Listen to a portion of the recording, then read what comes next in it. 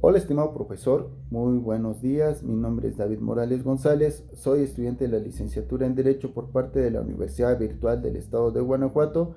Mi número de matrícula es 18009444. El nombre de mi asesor es el profesor Arturo Trujillo Ramos del módulo Derecho Procesal Penal. El trabajo a desarrollar es el reto número 1 con el título ¿Cuáles fueron los antecedentes latinoamericanos de la reforma constitucional mexicana? De acuerdo con el profesor Máximo Langer, nos señala que en los últimos 15 años, 14 países, así como un número de provincias y estados latinoamericanos, establecieron nuevos códigos procesales penales de tal manera que las reformas generaron una transformación en el sistema procesal penal de América Latina, por el cual han estado experimentando durante casi 2 siglos. Es importante resaltar que dichas reformas fueron conformadas por una red de abogados latinoamericanos que escribieron e implementaron los nuevos códigos procesales penales, así como jugaron un papel crucial en el sistema procesal penal. Conviene subrayar que la red de entrepreneurs legales latinoamericanos, su trabajo se caracterizó como una red de expertos activistas del sur que propusieron nuevos códigos procesales penales que generaran soluciones a las dificultades de los procesos jurídicos, tales como la falta del debido proceso, transparencia e ineficiencia. También las reformas se caracterizaron como una transformación de procesos de la parte inquisitiva a los procesos de la parte acusatoria. Es importante resaltar que la clave del éxito del surgimiento de los nuevos procesos penales fueron las habilidades de los entrepreneurs legales de convencer a los actores internacionales, así como los actores domésticos, de adoptar nuevos códigos procesales penales que contribuirían a lograr los objetivos de estos distintos actores. En este sentido, los más países de América Latina adoptaron los nuevos códigos procesales penales, ello en referencia con los entrepreneurs legales que lograron una tendencia regional en materia procesal penal. La transformación e innovación de los nuevos códigos procesales penales generó también presión en los demás países de América Latina que todavía no habían implementado las nuevas reformas de procedimientos penales, de tal manera que contribuyó a un efecto cascada para adoptar este nuevo Código Procesal Penal. En el desarrollo, ¿a qué se refiere el autor cuando afirma que las reformas en materia de justicia penal se difundieron desde la periferia? En ese sentido, el profesor Langer nos indica que la mayoría de las descripciones y teorías sobre los trasplantes legales y la difusión de leyes, normas y políticas públicas a través de países que enfatizan dos modos diferentes mediante los cuales la difusión puede ocurrir, es decir, que existen dos grupos de descripciones y teorías. Por un lado, el primer grupo de descripciones y teorías se enfatizan en la no direccionalidad geográfica, sino en procesos e incentivos comunes que los estados y actores domésticos enfrentan y que pueden llevarlos a adoptar leyes, normas y políticas públicas similares. Cabe mencionar que estas teorías proponen distintos mecanismos mediante los cuales este tipo de difusión se puede ocurrir. La teoría evolutiva, el funcionalismo y la teoría liberal de las relaciones internacionales enfatizan la idea que los estados pueden adoptar leyes, normas y políticas públicas similares en respuesta a problemas en los procesos políticos y sociales o, en su caso, en los estímulos externos similares. Mientras que en el segundo grupo de descripciones y teorías enfatizan la direccionalidad geográfica y señalan que las leyes, normas y políticas públicas se difunden desde los países centrales o periféricos. Es importante resaltar que las distintas teorías enfatizan de las diferentes causas y mecanismos mediante los cuales estos procesos de difusión pueden ocurrir, así como en este sentido, así como los países centrales se pueden influenciarse mutuamente respecto a la adopción de leyes, normas y políticas públicas, competir entre ellos para influenciar a los países periféricos. Sin embargo, los países periféricos y sus actores se encuentran limitados a ser receptores de las leyes, normas y políticas públicas que sean producidas y diseminadas por los países centrales. Por otro lado, la difusión horizontal o semi-horizontal desde la periferia de las leyes, normas y políticas públicas se pueden difundir desde actores de países periféricos o semiperiféricos a otros países de estas mismas características, periféricos o semiperiféricos, sin participación sustancial de los actores de países centrales.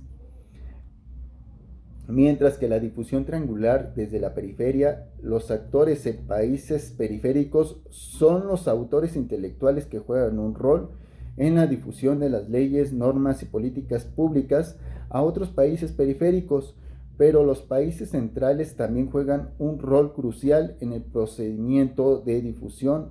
En este sentido, los países centrales convenciéndolos de las virtudes de una reforma. Por su parte, los actores centrales establecen una promoción de presión y otros recursos a otros países periféricos o semiperiféricos para avanzar con las reformas.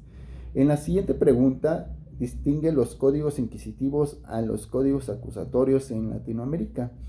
La principal legislación procesal penal para Hispanoamérica durante el periodo colonial fueron las 7 partidas, que consistían en 7 libros que regulaban las múltiples áreas del derecho. Los estados de América Latina se convirtieron en entidades independientes entre las décadas de 1810 y 1830.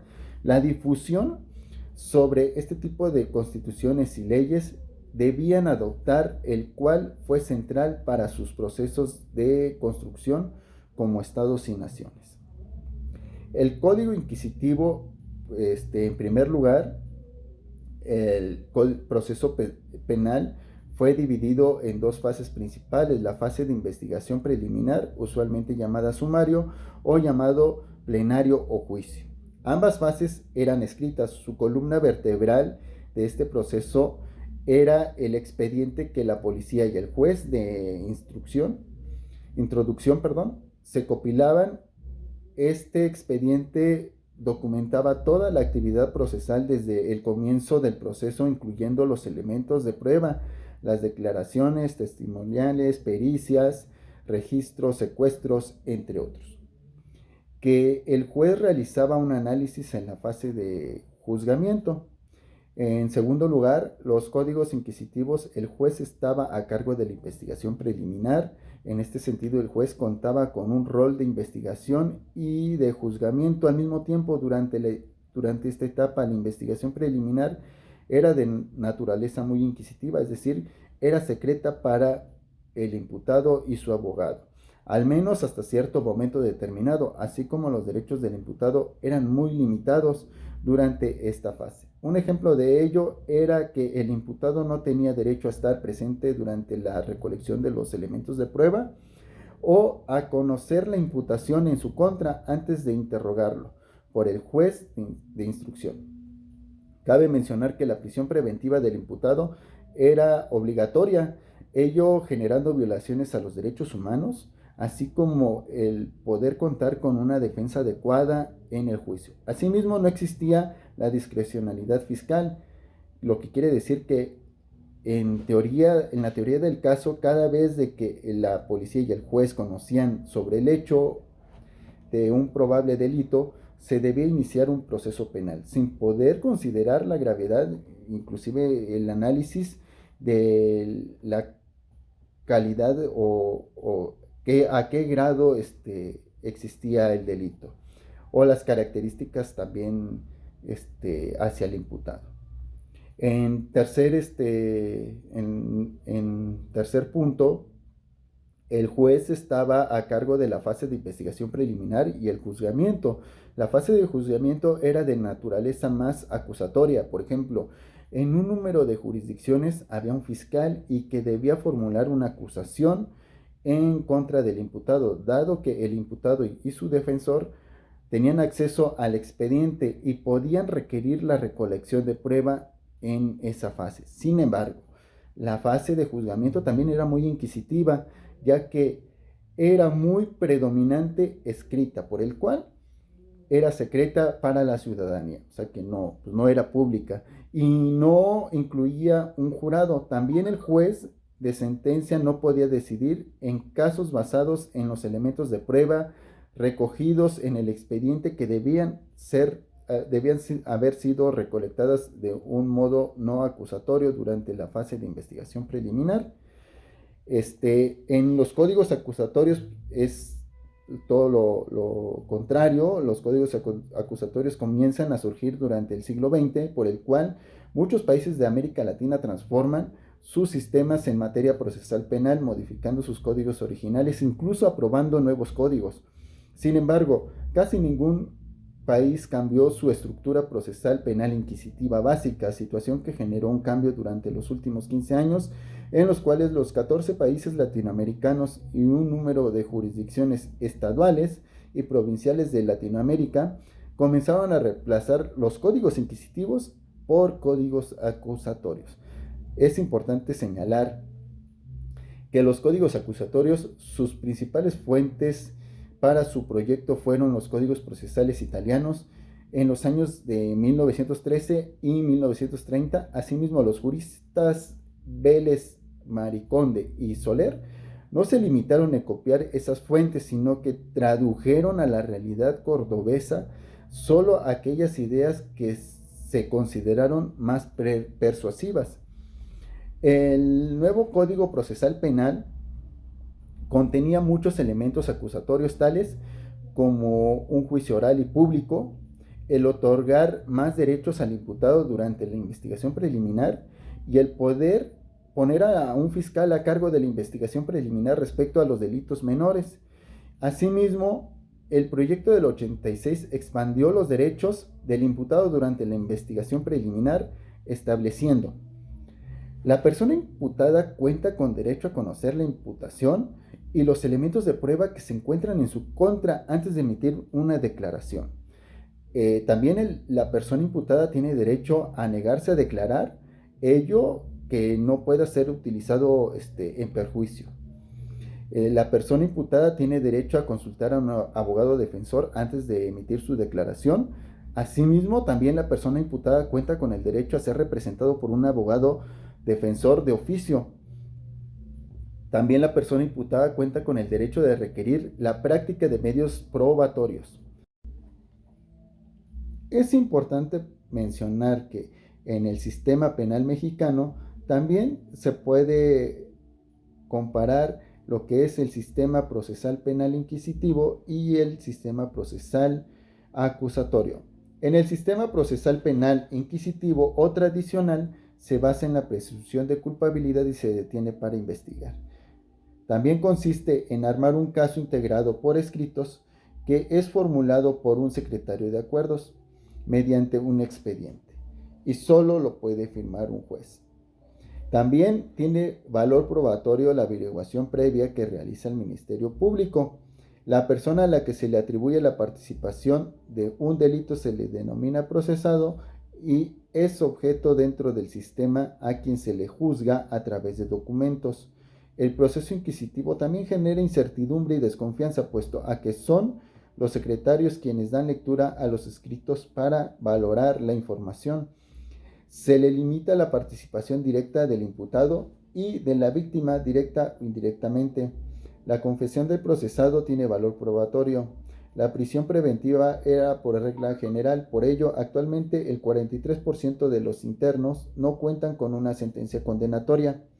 El objeto del procedimiento penal era la imposición de una pena. Un mismo juez también lleva a cabo todo el procedimiento penal por el cual existe el prejuzgamiento. Mientras que en el sistema procesal penal acusatorio se basa en la presunción de inocencia y se investiga para poder realizar una detención. Consiste también en un sistema de audiencias de manera oral que se desarrolla en presencia de un juez, donde ambas partes presentan verbalmente su caso. No se admiten pruebas o en esta parte medios de pruebas de manera ilícita.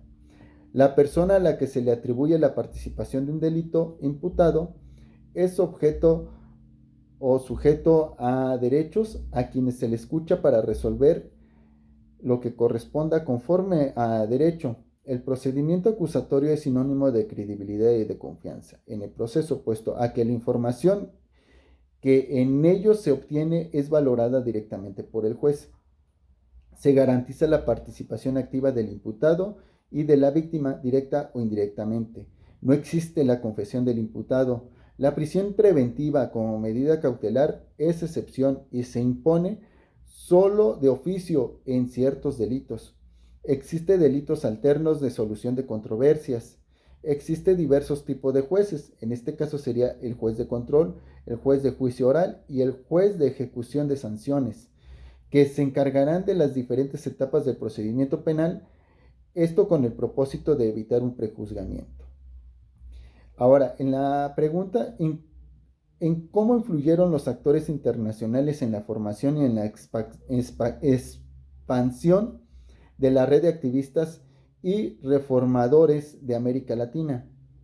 Los miembros de la red de abogados activistas que tuvieron la habilidad de presentar la introducción de los códigos acusatorios como una forma de lidiar con todas las demandas, convirtieron a las reformas en atractivas para los actores con diferentes posiciones políticas. La misma naturaleza hizo adaptable de estas reformas, también las hizo atractivas para los actores internacionales que justificaron la participación en las reformas como una manera de alentar el desarrollo económico, político e institucional de la región. Es por ello que los actores internacionales lograron influenciarse para adoptar los nuevos códigos procesales penales en los 14 países latinoamericanos en los últimos 15 años, que generaron una transformación de mayor profundidad en los procesos penales de América Latina, que se han experimentado en casi 2 siglos de existencia. De esta manera se vio reflejado el trabajo desarrollado de una red de abogados latinoamericanos que escribieron e implementaron los nuevos códigos que jugaron un papel crucial en la ola de reformas. Trabajo de la red de abogados latinoamericanos que se caracterizó como una red de activistas del sur que propusieron los nuevos códigos procesales como una solución de los problemas que existían en el debido proceso, la transparencia y ineficiencia, así como también se caracterizó en las reformas como una conversión de los procesos en esta parte del proceso del sistema penal inquisitivo al sistema penal procesal acusatorio, ello generando una importante transformación de ser un procedimiento escrito y secreto a ser un procedimiento oral y público. La clave del éxito de los entrepreneurs legales fue la habilidad para convencer tanto a los actores internacionales como a los actores domésticos para la adopción de los nuevos códigos procesales penales que contribuirían a lograr estos distintos actores.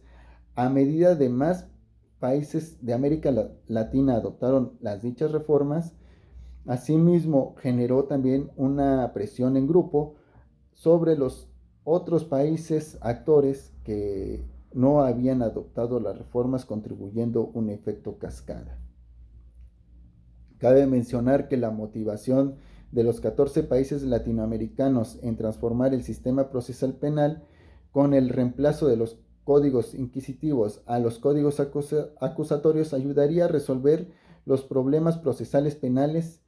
Es por ello la importancia de la propuesta del diseño de las reformas procesales, así como la motivación que generó los actores internacionales y actores domésticos que lo apoyaron. Como conclusión, en la opinión con relación al texto del profesor Langer y la reforma constitucional en materia de seguridad pública y justicia penal, en México, de acuerdo con el profesor Langer, el éxito que tuvieron los códigos modernos en diseminarse a través de Argentina y América Latina entre los años 40 y los años 70 también es consistente con otra predicción, porque los gobiernos militares no estaban preocupados por el debido proceso o la transparencia, y el delito no era una preocupación social mayor en ese tiempo. Esto también explica por qué en el Estado mexicano no adoptó los códigos acusatorios hasta hace poco, dado a que México comenzó una transición a la democracia más tarde que el resto de América Latina. En este sentido, México contaba con un conocimiento limitado sobre el proceso de la reforma regional. Sin embargo, desde el año 2000, la aprobación de los códigos acusatorios pasaba a ser parte de la agenda política en México. El gobierno del presidente Vicente Fox presentó un proyecto de código acusatorio en la Cámara de Diputados en el año 2003. La USAID y miembros de la red de abogados activistas se encontraban trabajando sobre las reformas acusatorias a lo largo del país. Fue hasta el 18 de junio del 2008 que la reforma de la Constitución Política de los Estados Unidos Mexicanos introdujo importantes modificaciones en el sistema penal mediante la modificación de 10 artículos, los artículos 16, 17, 18, 19, 20, 21, 22, 73, 115 y 123 constitucional. En este sentido, el 18 de junio del 2016 se dio por cumplida en todo el territorio nacional la aplicación del nuevo sistema penal acusatorio. En este nuevo sistema se destaca, además, en los demás juicios orales. También establece cambios novedosos, ágiles para la solución de conflictos causados por delitos graves o delitos no graves. Al agregar los medios alternativos de solución de controversias o procedimientos abreviados, que permitía esclarecer los hechos, proteger al inocente, procurar que el culpable no quedara impune y reparar el daño causado,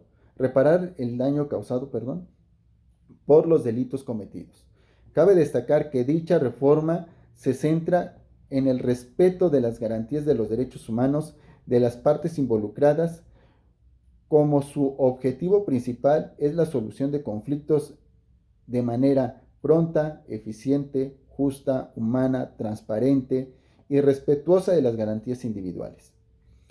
Los objetivos de la reforma procesal penal se pueden sintetizar en acceso a la justicia eficiente, pronta y expedita, calidad jurídica del proceso, certeza jurídica y debido proceso, garantizar la protección de los derechos humanos para las víctimas e imputados, justicia alternativa y restaurativa y la transparencia. Por último, en el nuevo sistema de procedimiento penal acusatorio cuenta con principios fundamentales establecidos en el artículo 20 de la Constitución Política de los Estados Unidos Mexicanos y en el Código Nacional de Procedimientos Penales. En el artículo 20 de la Constitución Política de los Estados Unidos Mexicanos nos dispone de 5 principios en el proceso penal acusatorio de la siguiente manera: inmediación, concentración, publicidad, contradicción, continuidad. Mientras que en el Código Nacional de Procedimientos Penales también nos dispone de principios que señala el garantizar los derechos humanos de las partes del proceso penal, que es la presunción de inocencia, non bis in idem, juicio previo y debido proceso, igualdad entre las partes, igualdad ante la ley. Bueno, estimado profesor, de mi parte sería todo. Espero que sea de su agrado. Le envío un afectuoso saludo. Que pase